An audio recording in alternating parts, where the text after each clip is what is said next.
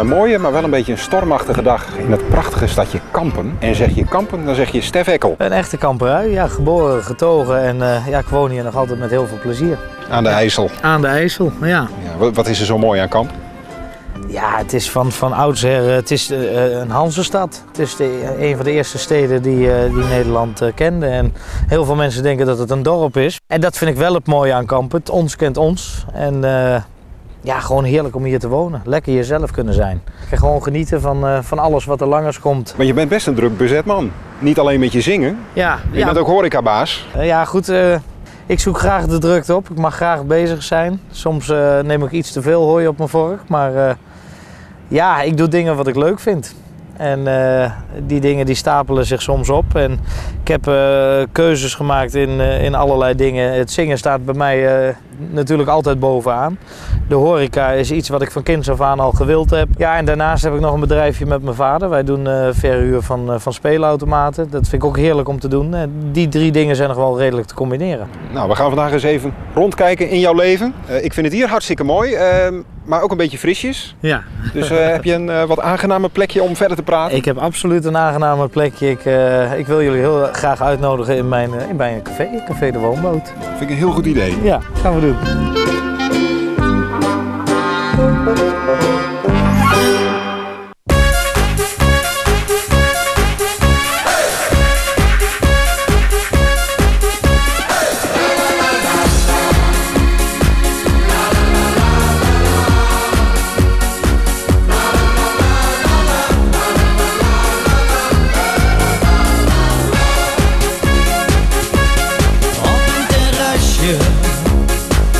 Zit ik eerlijk te dromen. Het werk zit erop, ik neem nu even de tijd om weer op adem te komen. En in de verte hoor ik de orgelman spelen. Al was jij maar hier, dan kon ik samen met jou dit momentje delen. Nog een paar uurtjes, dan ben ik weer bij jou. Dan zijn we met z'n tweeën. Ik neem wat bloemen mee en zeg ik tegen jou dat ik de hele dag moet denken aan je lach en dat ik van je hou. Op een terrasje zit ik heerlijk te dromen, stil te genieten van de mensen op straat en het geruis van de bomen. Maar mijn gedachten zijn er niet helemaal bij, want ik moet iedere keer toch weer denken aan dat meisje van mij. Nog een paar uurtjes, dan ben ik weer bij jou. Dan zijn we met z'n tweeën. Ik neem wat bloemen mee en zeg ik tegen jou dat ik de hele dag moet denken aan je lach en dat ik van je hou.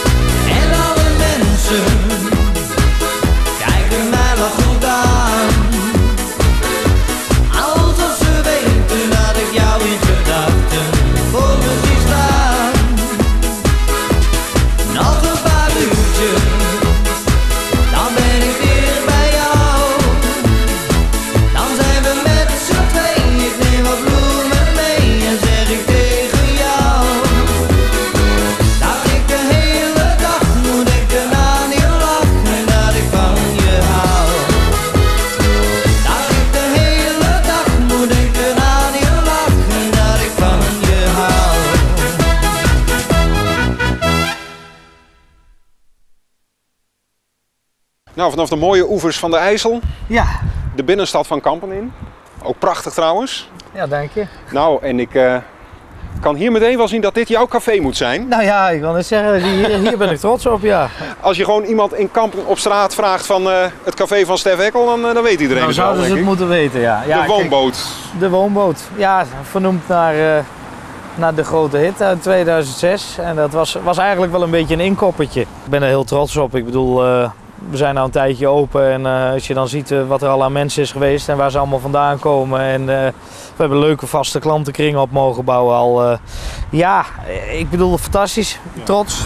En is dan dit café eigenlijk ook een soort eerbetoon aan die grote hit? Want de woonboot heeft jouw hele leven op zijn kop gezet. Ja, nou ja, toen we op een gegeven moment besloten hebben dat ik dit helemaal zelf zou gaan doen.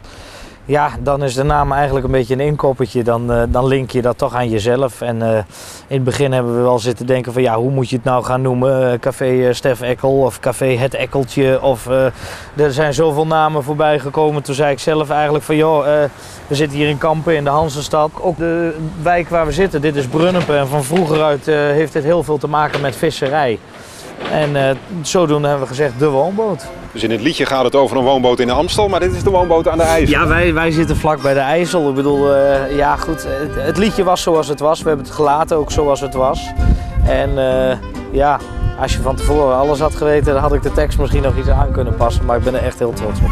Staat de kachel aan in de woonboot? Ja, laten we maar Ja. naar binnen gaan, want het is fris zat.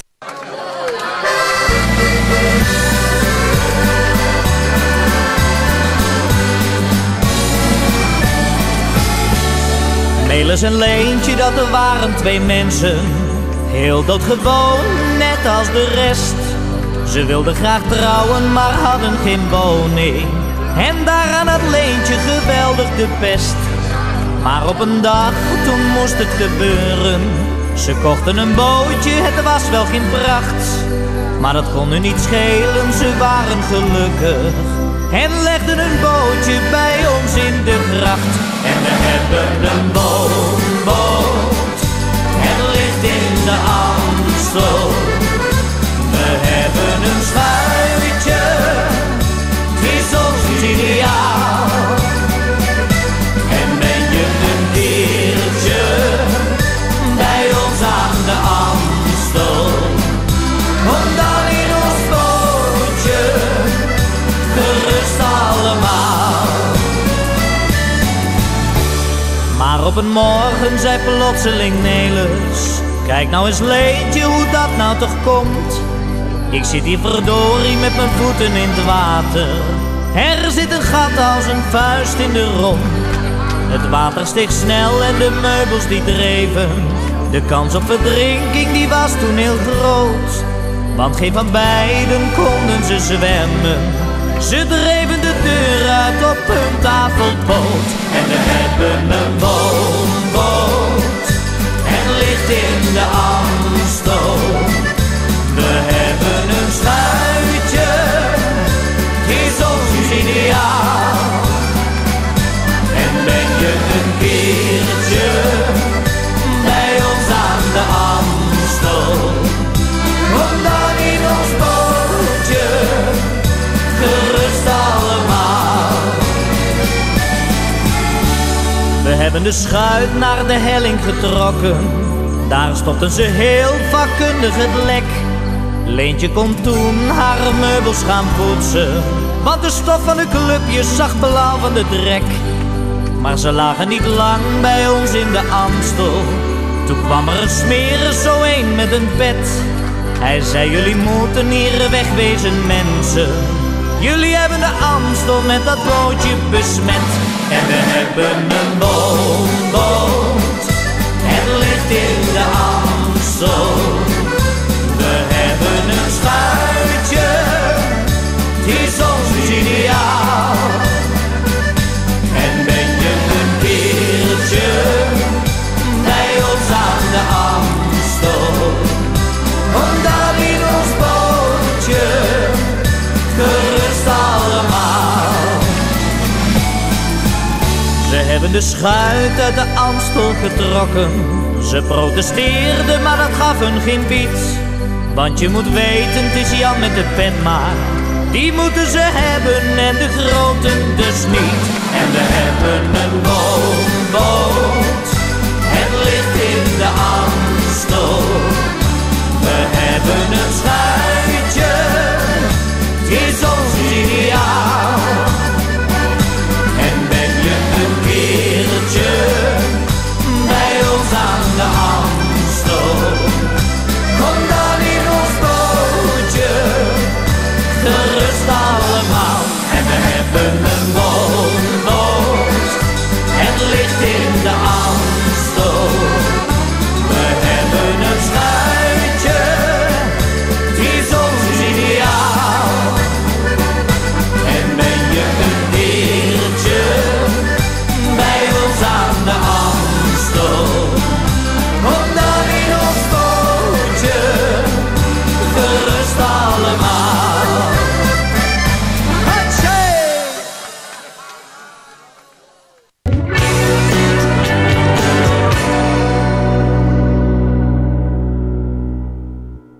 Nou Stef, daar staan we in Café de Woonboot. Ja. En de woonboot, daar kom je nooit meer vanaf, denk ik, hè? Nee, ja, dat blijft bijzonder. Ik bedoel, het is zo bijzonder eigenlijk dat ik dat nog altijd, dat ik denk van ja, hoe kan het eigenlijk? Ik ben er ooit hoorde ik een liedje voorbij komen tijdens een van mijn optredens. Ik bedoel, het is al een heel oud nummer. Het komt ergens uit 1947, ik weet niet precies het jaartal. En ik hoorde dat voorbij komen en ik denk, ja, dat is te gek. Heel die tent ging los. En ik heb aan die discjockey gevraagd van, joh, zou je mij het liedje kunnen toesturen? Heeft hij gedaan en we zijn ermee aan de slag gegaan.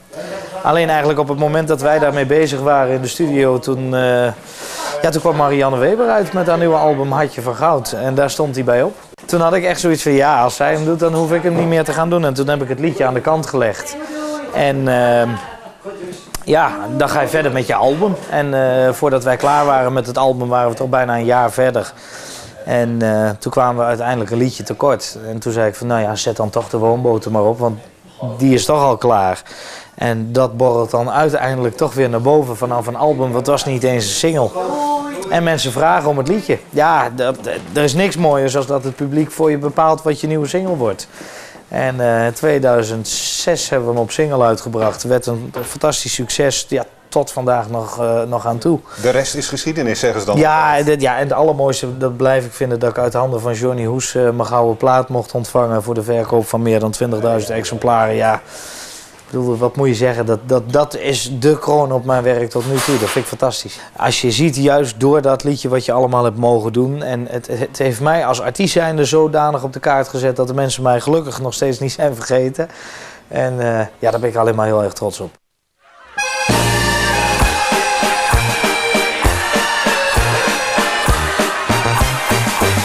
Hij was een smokkelaar die diep in de nacht steeds weer zijn smokkelwaar de grens overbracht. Klein was het smokkeloon en groot het gevaar. Zo is het leven van een smokkelaar. Een jonge blonde grenscommies deed trouw zijn plicht als mens. Straks trouwde hij met Annelies, de liefste van de grens. Toch was er nog een groot bezwaar, hij heeft het nooit ontkend. Haar vader stond al jarenlang als smokkelaar bekend. Hij was een smokkelaar die diep in de nacht steeds weer zijn smokkelwaar de grens overbracht. Klein was het smokkeloon en groot het gevaar. Zo is het leven van een smokkelaar. En op een bange winternacht is het opeens geschied. Hij zag een bende smokkelaars, hij riep, halt of ik schiet. Een smokkelaar sloeg op de vlucht, Hij schoot, maar wat was dat? Zwaar gewond lag op de grond de vader van zijn schat.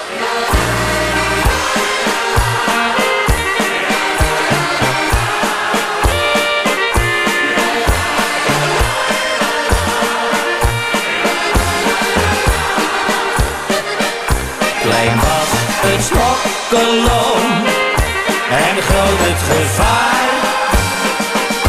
Zo is het leven van een smokkelaar. Zo is het leven van een smokkelaar.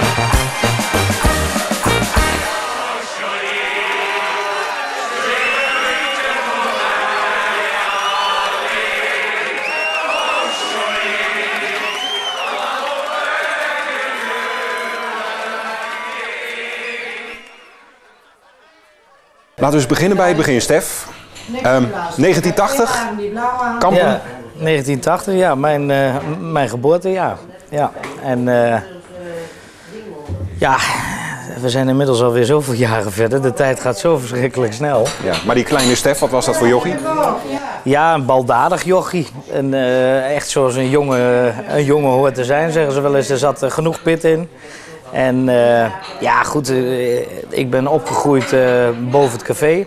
Toen ik 4 jaar was, zijn we verhuisd naar een wat meer kinderrijke buurt. We hebben eigenlijk een hele normale opvoeding gehad. Alleen, ja, alles wat betreft de horeca, dat heeft er toch altijd wel in gezeten. Want jouw ouders hadden een café?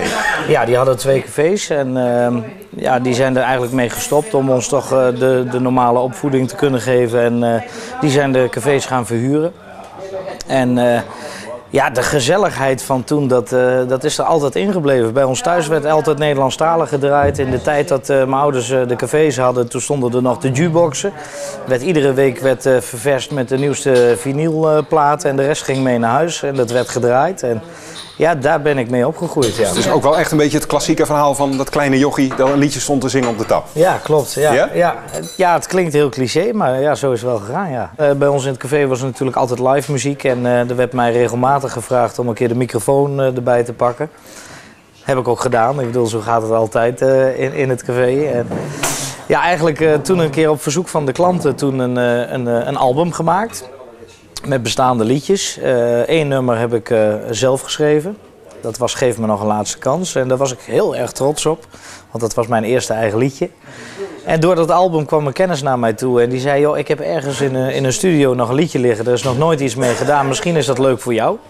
En ik had zoiets, nou, lijkt me super. Maar niet met de intentie om daar echt iets mee te gaan doen. En dat was Op het terrasje. Is gemaakt door Jacques van Eyck. Ja, eigenlijk door dat liedje is het allemaal een beetje begonnen. Ik bedoel, dat liedje werd opgepikt door diverse radiostations. Toen de tijd had je nog een landelijke zender die dat helemaal plat is gaan draaien. En toen kwam de vraag ook naar het liedje en naar optredens. En ik weet nog heel goed, in het hele begin kon ik iedere week naar het postkantoor toe om singeltjes te gaan versturen. En ja, toen volgde alles elkaar een beetje op. Ik werd benaderd door een distributiemaatschappij die ervoor gezorgd hebben dat het liedje in de winkels verkrijgbaar was. En ja, kort daarna kreeg ik dus een aanbod voor een platencontract. En toen was ik ineens artiest en toen moest ik ineens ja, volop aan de bak.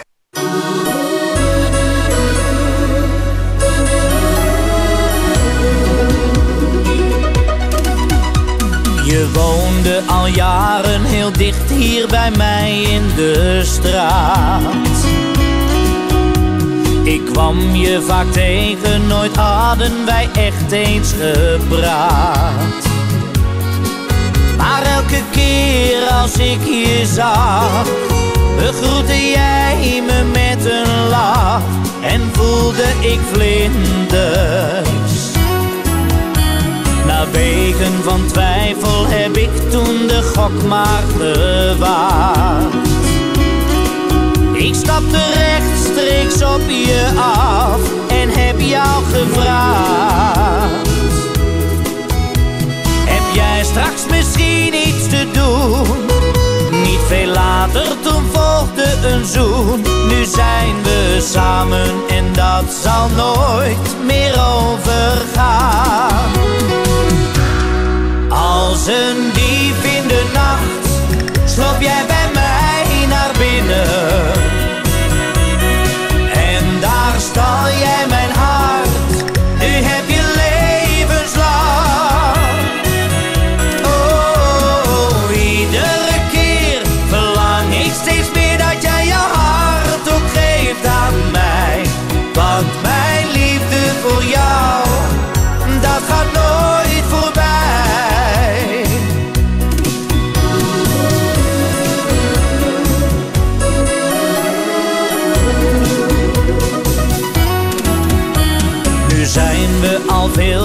gaan samen, de tijd gaat zo vlug.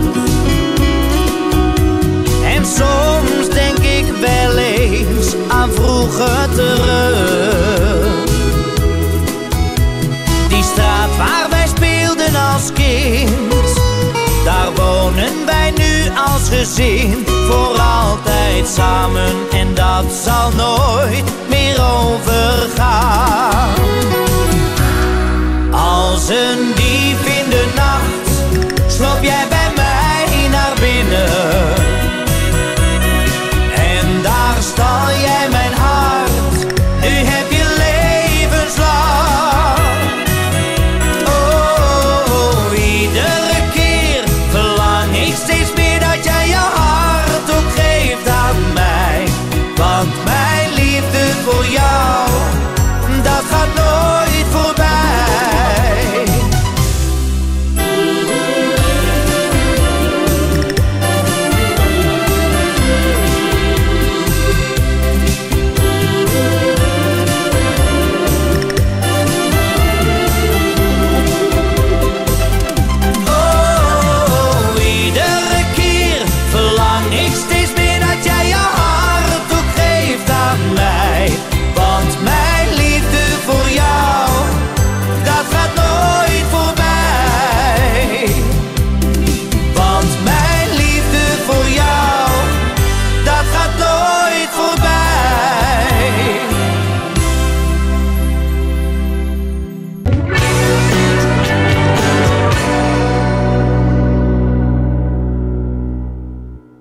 Van kinds af aan heb ik altijd gezegd, de horeca, het leuke is wel, de muziek heeft ongelooflijk veel overeenkomsten. Je zit altijd onder de mensen, het is altijd de gezelligheid. Alleen je moet er ook heel veel voor laten en dat vergeten vaak heel veel mensen. Ik bedoel, ja, wij moeten altijd werken als andere mensen vrij zijn en je moet er gewoon heel veel voor opgeven.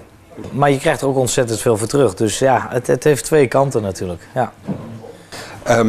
En als je dan zong in dat café, wat voor liedjes waren dat dan? Ja, nou ja, vroeger werd bij ons alles gedraaid als het maar Nederlandstalig was. En toen de tijd ook nog wel eens een keer een Duitsstalige muziek werd ook wel gedraaid. Maar dat was echt, ja, Corrie Konings, mooi was die tijd, Koos Alberts, echt de bekende Nederlandstalige liedjes. En ik bedoel, ja, als je een jochie van 4 bent, dan zing je dat op jouw manier mee. En dat vonden de klanten destijds geweldig. Ja, en op latere leeftijd komt dat toch weer terug op de een of andere manier. En ja, als ik een beetje het terugkijk naar de muzikale carrière, ik bedoel, we zijn al bijna 17 jaar verder, heb ik gewoon fantastische mooie dingen meegemaakt. En heel veel dingen waarvan ik denk van, joh, dat pakt niemand je meer af. Ik heb heel veel mensen leren kennen, ik ben op heel veel plekken in het land geweest. We hebben ontzettend leuke artiestenreizen gehad naar het buitenland. Ja, je maakt prachtige dingen mee. En daar ben ik alleen maar trots op. Misschien juist ook daarom dat ik best wel heel neutraal erin sta. Ik bedoel, ik vind muziek prachtig en ik besef me iedere dag maar al te goed dat het toch een heel groot voorrecht is om dit te mogen en te kunnen doen. En ja, ik hoop dat ik nog heel wat jaren ook door mag blijven gaan. Ik bedoel, het is een fantastisch vak en ik geniet ervan.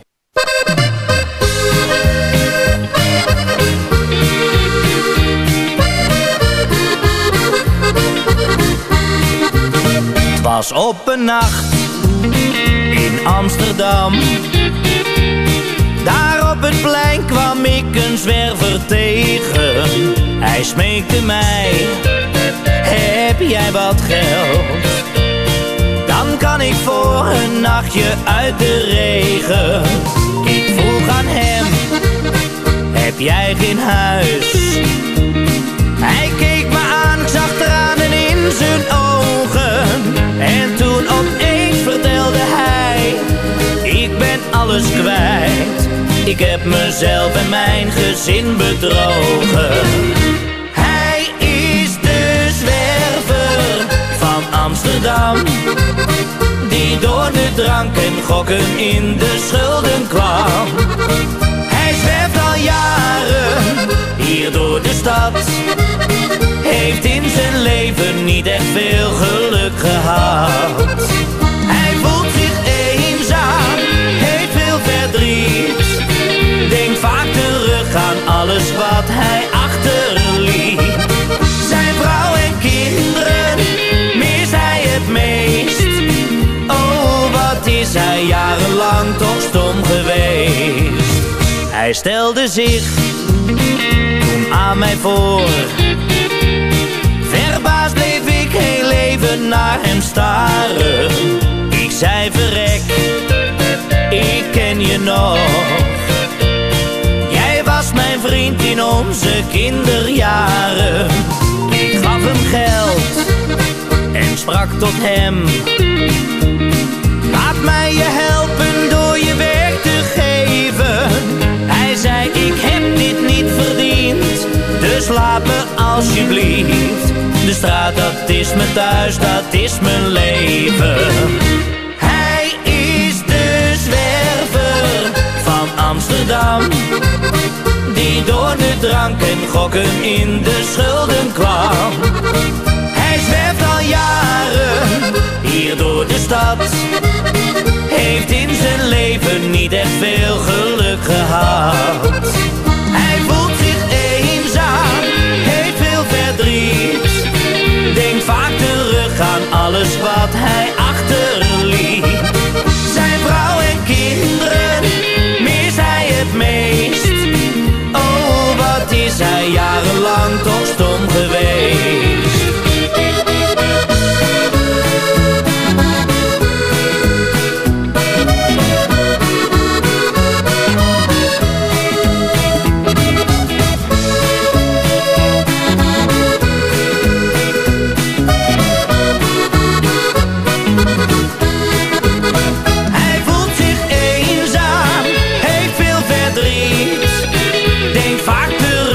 Alles wat hij achterliet. Zijn vrouw en kinderen mist hij het meest. Oh, wat is hij jarenlang toch stom geweest. Oh, wat is hij jarenlang toch stom geweest. Best wel stressvol en jachtig en Ja. gedoe. En nou ja, elke dag is anders dan de vorige. Maar dan heb je ook nog je eigen café ernaast, het café waar we nu zitten. Ja. Is het wel een beetje te combineren? Het is pittig, het is heel pittig. Maar ja, goed, het is nogmaals een kinderwens. En ik heb die stap gemaakt, het kwam op mijn pad. En ik had zoiets, we gaan het gewoon lekker doen. En ik geniet ervan. En nogmaals, als je ergens ontzettend veel plezier in hebt, dan kijk je niet naar de uurtjes en de tijd en energie die erin gaat zitten. En dan doe je gewoon met vol passie je werk en wat je leuk vindt. En ik bedoel, wat betreft het zingen, ik bedoel, het kan maar zo zijn dat het volgend jaar weer zo ontzettend druk wordt dat de combinatie heel moeilijk wordt. En dan moeten we gewoon gaan kijken hoe gaan we die invulling geven. Doe ik dat door middel van personeel of ik probeer zoveel mogelijk hier aanwezig te zijn. En in de weekenden is het sowieso, zijn we volop op pad. Ja, en op zich heb je het hier wel goed geregeld, want het is echt een beetje een familiebedrijf, lijkt het. Nou ja, goed, ik bedoel... Je halve familie loopt hier rond. Nu wel, ja. Nee, ja, goed, ik bedoel, mijn ouders die zijn hier regelmatig. Mijn zus die werkt hier achter de bar. Ik heb nog een ander personeelslid die ontzettend veel ervaring heeft met de horeca, die ook alle klanten goed kent. Dus wat dat betreft, qua personeel heb ik ook heerlijke mensen aan het werk. En, dus als jij het land in moet, dan laat je de zaak dan heb ik goede vervanging. met een goed gevoel ja, absoluut. laat je Ja. achter. Maar dat vind ik ook belangrijk. Ik bedoel, en sowieso het caféleven zelf. Nogmaals, ik hou van gezelligheid. Ik hoop dat ik dat stukje kan bieden aan de klanten hier. En dat doe ik met mijn muziek ook. En je moet het uiteindelijk met elkaar doen. Dus, En je leven thuis, komt dat niet een beetje in de knel?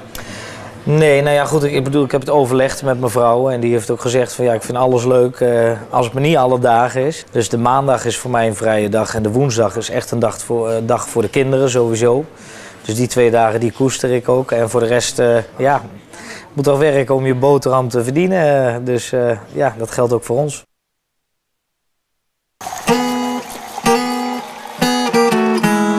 Toen wij nog jochies waren, stond echt menig geen verstel. De voetbalclub was blij met ons, de sterren van het veld. Er werd ons vaak gevraagd, wat is het geheim van jullie twee? Ons antwoord, dat was bier, dat is veel lekkerder dan thee. We zijn nog beter als we dronken zijn. Want liever vrolijk aangeschoten dan een nuchter zaggerijn. Want met de flinke borrel op staat heel de tent weer op zijn kop. Ja la la ja ja ja la ja la la. Ja la la la la la la la ja la la la ja la la la. Ja la la la la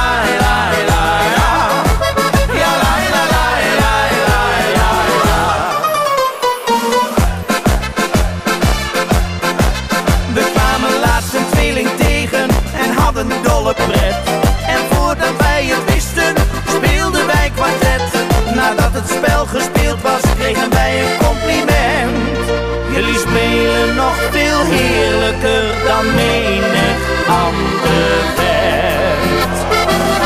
We zijn nog beter als we dronken zijn, want liever vrolijk aangeschoten dan een nuchter zagerijn. Want met de flinke borrel op staat heel de tent weer op zijn kop. Ja la la, ja ja ja ja ja la la, ja la la la la la la la la la, ja la la la la la la la la la la, ja la la, ja la la la la la.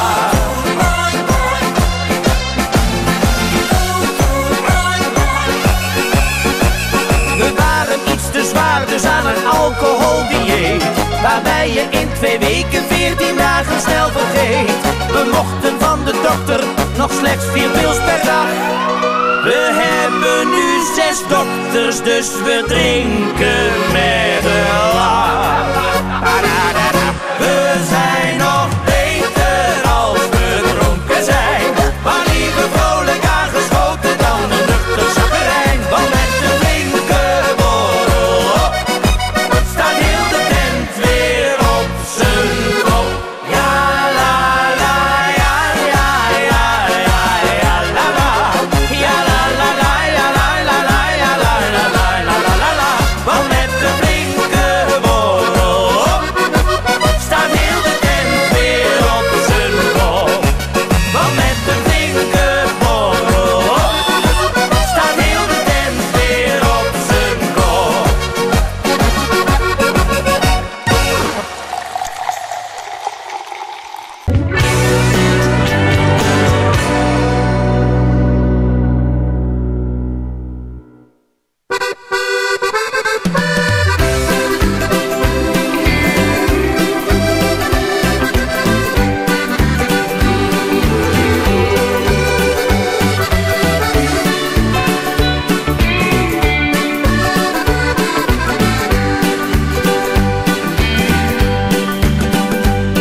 Ik zocht naar geluk, maar kon het steeds niet vinden. En zomaar opeens kwam jij daar op mijn pad. Jij was de zon die mij zo deed verblinden. Ik wist dat ik de liefde echt gevonden had. Die ene nacht met jou zal ik nooit meer vergeten. Ik liet me even gaan en was meteen verliefd op jou toen jij me kuste. Was ik meteen van jou bezeten. De hele nacht was jij van mij en ik van jou.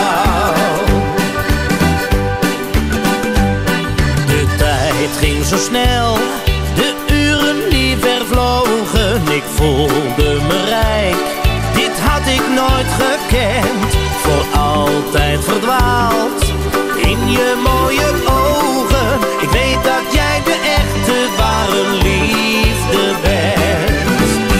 Die ene nacht met jou zal ik nooit meer vergeten. Ik liet me even gaan en was meteen verliefd op jou toen jij me kuste. Was ik meteen van jou bezeten. De hele nacht was jij van mij en ik van jou.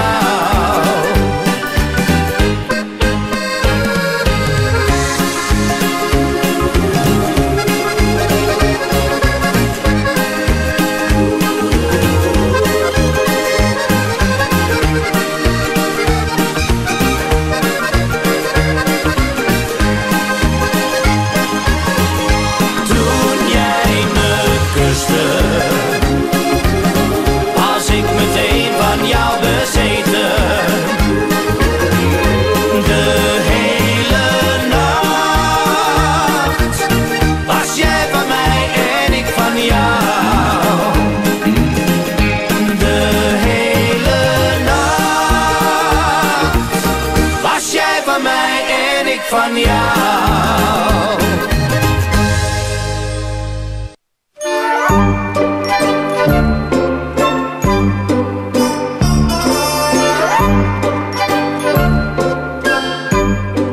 moet op zich wel lef hebben, lijkt me. Een horecabedrijf runnen. Nou, horeca heeft ook wel eens beter gelopen in het verleden. Het artiestenleven is grillig. Ben jij een man die wel een beetje risico's durft te nemen? Nou ja, buiten dat ik risico's durf te nemen. Ja, nogmaals, ik doe wat ik leuk vind. En je hoopt er het allerbeste van. Ik bedoel, ik kan de mensen niet dwingen om hier naartoe te komen. Ik kan de mensen niet dwingen om mijn cd's aan te schaffen. Ik bedoel, mensen moeten jou ook waarderen om degene wie je bent. En ja, gelukkig heb ik een hele grote groep fans opgebouwd. En ja, ook hier begint de eerste klantenkring zich te vormen. En ja, je kunt niet meer doen dan je best. En dat... ja, voor de rest, ik zeg het nogmaals, ik plan nooit wat. Ik laat het heerlijk op me afkomen. En blijkt nou volgend jaar het zo te zijn dat ik denk van joh, de combinatie is niet te doen. Of het loopt niet zoals dat ik het gepland had. Ja, dan zien we wel weer verder. Je zegt, je hebt een hele grote, trouwe fanclub, zal ik het maar noemen. Ja. Maar je hebt ook wel die gunfactor, hè? Je bent echt wel die aardige jongen, die zingende barkeeper. Dat kleeft ook wel een beetje aan je. Ja, maar daar ben ik ook heel blij mee. Ik bedoel, ik vind het fantastisch. Ik bedoel, ik hoor niks anders dan positieve dingen eigenlijk. En ja, ik gun een ander ook ontzettend veel. Ik hoop dat ze dat bij mij ook doen en dat is gelukkig ook het geval. Maar ja, we hadden het eigenlijk net een beetje er al over. Je moet het elkaar gunnen, want je moet het uiteindelijk ook allemaal wel met elkaar doen. Je hebt elkaar toch op de een of andere manier altijd weer nodig. En ja, het Nederlandstalige lied is voor mij gewoon ontzettend belangrijk. En er zijn ontzettend veel liefhebbers voor de Nederlandstalige muziek. Alleen het wordt toch nog altijd door het grote in een hoekje gedrukt. Dat zal ook altijd zo blijven. Maar ja, mensen zijn heel, ja, hoe moet ik dat zeggen? Heel makkelijk met dingen roepen van het Nederlandstalige, dit en dat. En dat is aflopende zaak. Nou, dat is absoluut niet het geval. Ik bedoel, kijk naar alle evenementen wat jullie organiseren. Je hebt de muziekfeesten op het plein in de zomermaanden, de tentfeesten. Overal, het puilt uit van de mensen. Mensen genieten ervan. En dat zal over 10, 20, 30 jaar nog zo zijn. Lees ik geluk in jouw ogen, zie ik even de regels niet die er staan geschreven en gaan over ons verdriet. Elke minuut heeft zijn seconde, een herinnering, een mooi moment. Zo staan die ogenblikken in mijn gedachten geprent. Als een dagboek vol met plaatjes, ik ken ze bijna allemaal. Die bladzijden van jouw leven, met elk zijn eigen verhaal. Lees ik geluk in jouw ogen, is dat als een nieuw gedicht. In het dagboek van ons leven, vol met zorgen en plicht. Lees ik geluk in jouw ogen, zie ik even de regels niet die er staan geschreven en gaan over ons verdriet. Toch staan er zoveel gedichten die allemaal gaan over jou. In een dagboek staat geschreven hoeveel ik van je hou. Elke bladzijde heeft zijn plaatjes, die horen bij het verhaal. Ik lees ze in jouw gedachten en beleef ze weer helemaal. Lees ik geluk in jouw ogen, is dat als een nieuw gedicht. In het dagboek van ons leven, vol met zorgen en plicht. Lees ik geluk in jouw ogen, zie ik even de regels niet die er staan geschreven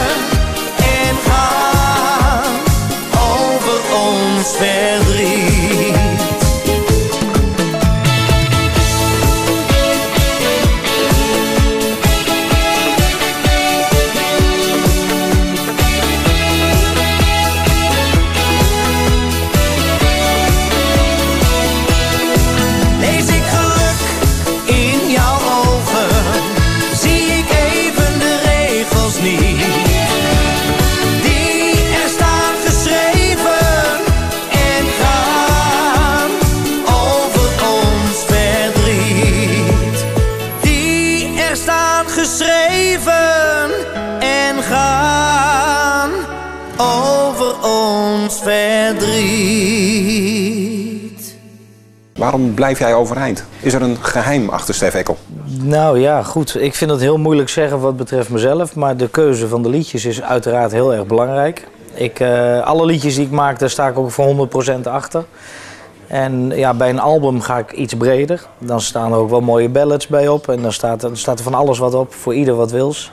En met de singles gaan we toch heel gericht kijken van oké, we gaan het feesttentenseizoen in. Dus we komen weer met een heerlijke feestplaat. En richting de feestdagen kies je weer sneller voor een mooie ballad. Dus je moet ook echt wel een beetje strategisch plannen. Ja, nou ja, buiten dat. Nogmaals, je moet er voor 100% achter staan. Ik bedoel, je kunt nooit je liedje overbrengen naar de mensen als jij daar zelf niet het juiste gevoel bij hebt. En dat begint al in de studio op het moment dat je liedjes gaat schrijven, produceren. Dan kies je bewust van, joh, in die nummers wil ik die instrumenten hebben. En ja, fantastisch. We hebben ook wel eens nummers gehad in de studio waarvan we achteraf dachten van, ja, dat is het toch net niet. En dan leg je dat weer opzij. Ja, want hoe gaat dat dan bij jou?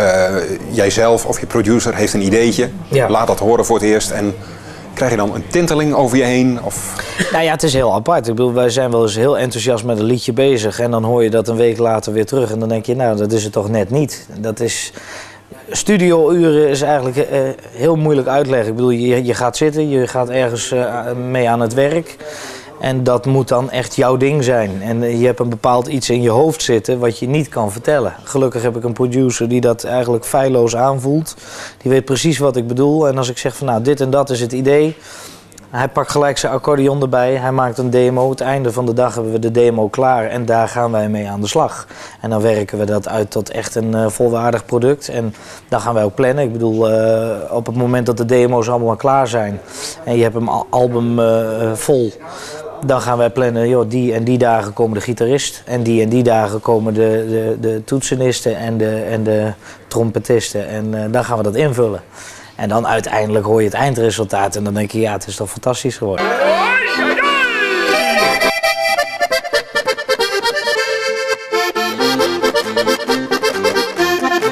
Adelita, ik zit steeds te denken. Ik neem je mee, hier uit die gure tent. Zodat ik jou dan mijn liefde kan schenken. Een liefde die jij nog nooit hebt gekend.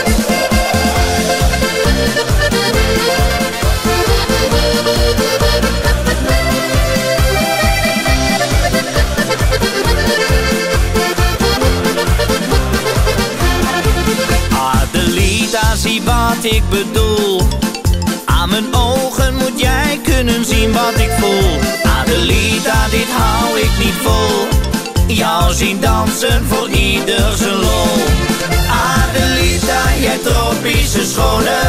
Met in je ogen een brandend liefdesvuur. Jij moet je lichaam aan iedereen tonen. Als striptease girl in het nachtelijk uur. Adelita, ik zit steeds te denken. Ik neem je mee, hier uit die gure tent. Zodat ik jou dan mijn liefde kan schenken. Een liefde die jij nog nooit hebt gekend.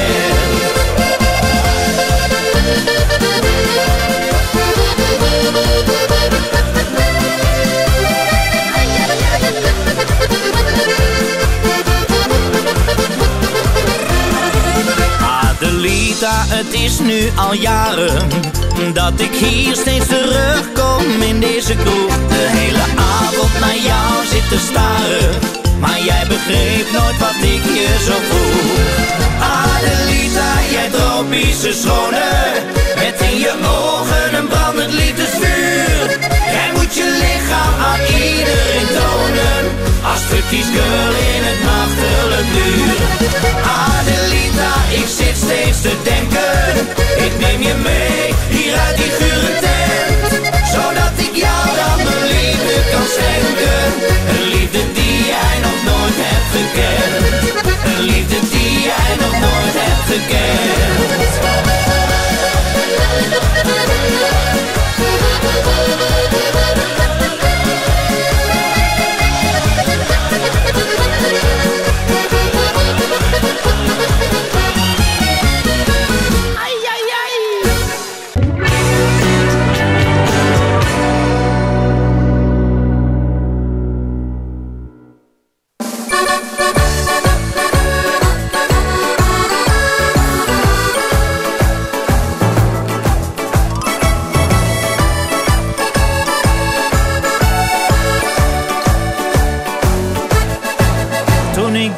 wist ik het zeker. Ja, met jou wil ik mijn hele leven delen.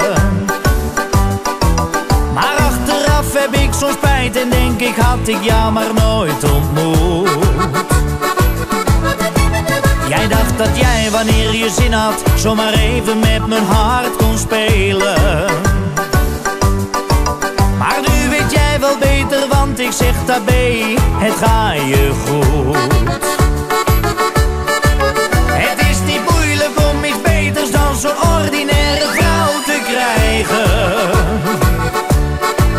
Het is heel makkelijk, dus zet daar nu meteen maar aan de kant. Je speelt al jaren een spel, maar nu heb je voorgoed verloren. Je ging er hard onderuit en dat had je van je leven nooit verwacht. Ik heb je al zo vaak gewaarschuwd, maar jij wilde mij niet horen. Dat liefde blind maakt, dat wist ik al, maar hier trap ik nooit meer in. En pas geleden zag ik jou daar in de stad toen met je nieuwe vriendje lopen. Ik dacht die jongen komt bij jou vanzelf nog wel een keertje aan de beurt. Ik sprak hem aan en zei, hey vriend, wat nu is wakker, doe je ogen open. Zet haar wel lekker aan de kant en zeg tabé, het is gebeurd. Het is niet moeilijk om iets beters dan zo'n ordinaire vrouw te krijgen. Het is heel makkelijk, dus zet daar nu meteen maar aan de kant. Je speelt al jaren een spel, maar nu heb je voorgoed verloren. Je ging er hard onderuit en dat had je van je leven nooit verwacht. Ik heb je al zo vaak gewaarschuwd, maar jij wilde mij niet horen. Dat liefde blind maakt, dat wist ik al, maar hier trap ik nooit meer in.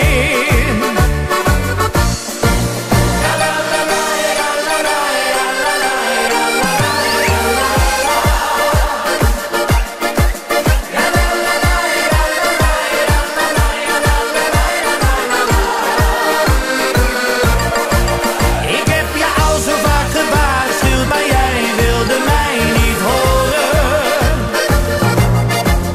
Dat liefde blind maakt, dat wist ik al, maar hier trap ik nooit meer in.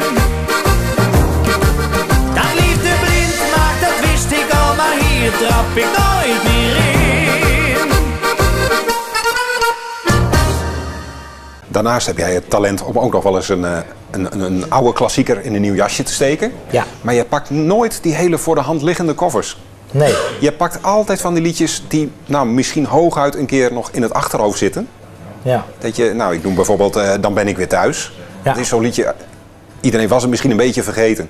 Dan kom jij er weer mee en denk je, ja, verrek dat liedje. Ja. Ja, Is nou dat ja, een talent dat je hebt of is dat echt is nachtenlang op YouTube oude clipjes kijken? Nee, dat valt wel mee. Dat is ook eigenlijk... kijk, mensen staan daar best wel verschillend tegenover. Ik heb wel eens het commentaar gehad dat mensen zeggen van ja, wat makkelijk hè, iets van een ander afjatten. Maar zo zie ik het niet. Ik bedoel, ik ben een liefhebber van het Nederlandstalig lied.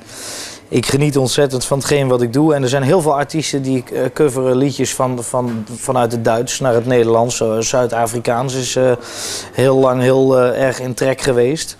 En ik vind het juist mooi om oude liedjes wat je vrijwel niet meer hoort, om dat nieuw leven in te blazen. En dat is dan wel mijn ding op dat moment. Maar ik zal het nooit claimen als mijn eigen liedje. En ik moet daar op de bühne de sfeer mee maken. En dat gaat goed. En ja, en ieder mag ervan denken wat hij zelf wil. Ik bedoel, ik geniet van de muziek, ik geniet van het maken van muziek. Ik wil de mensen blij maken met mijn liedjes. Ja, en het streven is natuurlijk altijd wel om zoveel mogelijk nummers zelf te schrijven. Maar ja, af en toe loop je spaak. En dan gaan wij juist in de oude koffer kijken. En dan heb ik vaak al wel een stuk of 2, 3 liedjes op mijn verlanglijstje staan. En dan gaan we mee aan de slag. En bestaat er dan zoiets als een Stef Eckels sausje dat je daar overheen gooit? Ja, nou, dat moet ook wel. Ik bedoel, als je dat niet doet, dan is het echt een kopie van. En wij proberen toch altijd... Ik bedoel, Dan ben ik weer thuis. Is natuurlijk van Don Mercedes. En als je zegt Don Mercedes, zegt iedereen Rocky. En dan pak jij net die andere. Dan ben ik weer thuis. Was net zo'n vergeten liedje waarvan ik denk van ja, het is zo zonde dat je dat bijna niet meer hoort. En dan ga je dat toch in een eigen jasje gieten. En het eindresultaat is fantastisch. En dat is eigenlijk wat ik net ook zei. Mijn producer die weet precies wat ik bedoel, precies wat ik wil. En die maakt dat altijd op zo'n manier. En daar heb ik alle respect voor dat het toch je eigen ding wordt.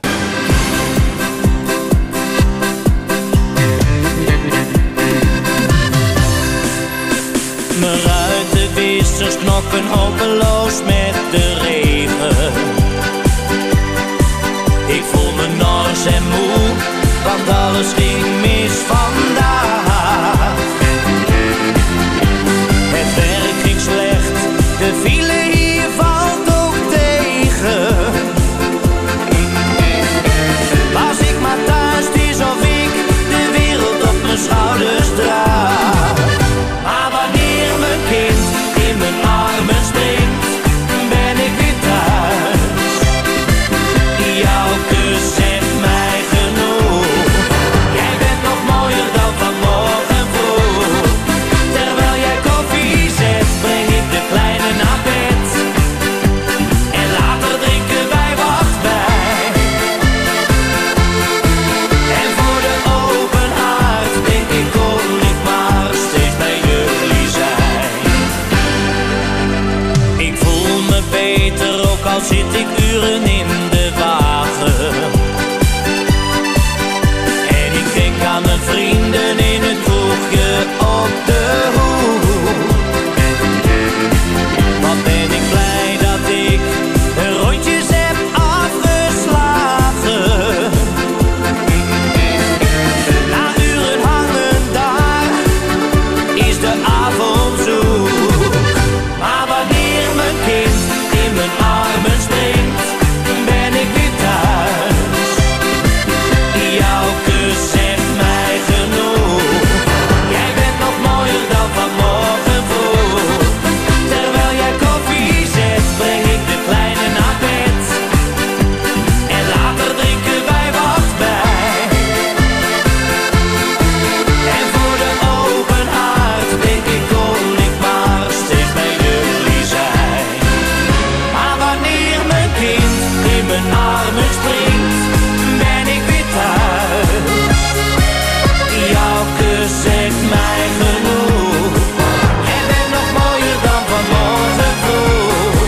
Terwijl jij koffie zet, breng ik de kleine naar bed.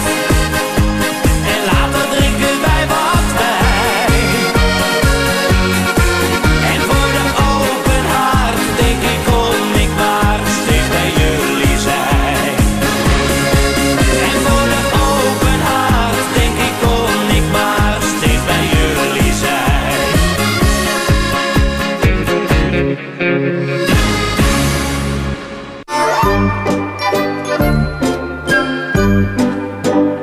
Nou, het gaat allemaal hartstikke goed. Agenda vol. We kunnen ongeveer de klok erop gelijk zetten wanneer er weer nieuw werk van je verschijnt. Want die planning bij jou, dat gaat ook allemaal hartstikke mooi. Heb jij nog dromen? Wensen? Wat zou je nog graag eens een keer doen? Nou ja, goed. Het is het standaard verhaal. Tuurlijk hoop je ooit eens een keer dat je in het mooie Sportpaleis Ahoy mag staan. Dat lijkt me fantastisch. Maar ik bedoel, ik ben heel neutraal. Ik heb vorig jaar heb ik een prachtig mooi concert gegeven in maart. Was uitverkocht.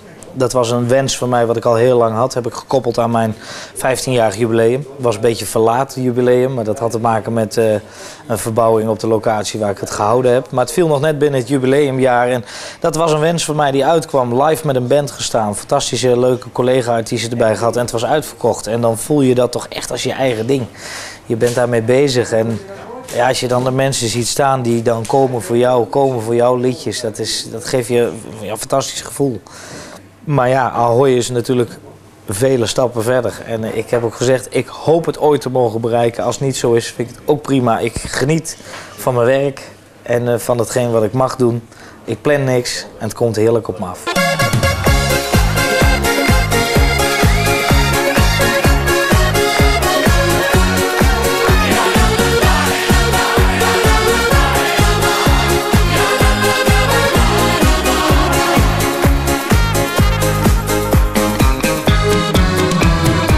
Op mijn rug naar het plafond te staren. Al vele nachten lag ik wakker van jou. Je zit in mijn hoofd, ik kan het niet verklaren. Nog lang niet moe, snel naar je toe. Nog even en dan zie ik jou. Van hun dromen, die alle wensen uit laat komen.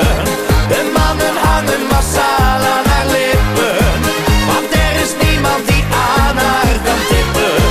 Ze kijkt me aan met die vragende ogen, en nu trek ik bij haar aan de bel. Ja, het voelt zo goed, wat ze met me doet, zo zou het altijd moeten zijn.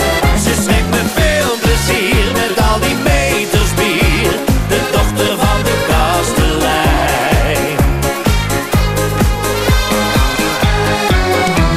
Ik zit op mijn kruk, het is hier weer gezellig. Nog maar een rondje, ik hou het tempo niet bij. Ik heb weer te diep in het glaasje gekeken. Zo heb ik jou met menig vrouw ontzettend vaak al vergeleken. Voor velen is zij de vrouw van hun dromen, die alle wensen uit laat komen. De mannen hangen massaal aan haar lippen, want er is niemand die aan haar kan tippen. Ze kijkt me aan met die vragende ogen, en nu trek ik bij haar aan de bel. Ja, het voelt zo goed, wat ze met me doet, zo zou het altijd moeten zijn. Ze schenkt me veel plezier met al die meters bier, de dochter van de kastelein. Ja la la la la la, ja la la la, ja la la la la la la la, ja la la la la la, ja la la ja, ja la la la la la, ja la la la. Ze kijkt me aan met die vragende ogen, en nu trek ik bij haar aan de bel. Ja, het voelt zo goed, wat ze met me doet, zo zou het altijd moeten zijn. Ze schenkt me veel plezier met al die meters bier, de dochter van de kastelein. Ze schenkt me veel plezier met al die meters bier, de dochter van de kastelein. De dochter van de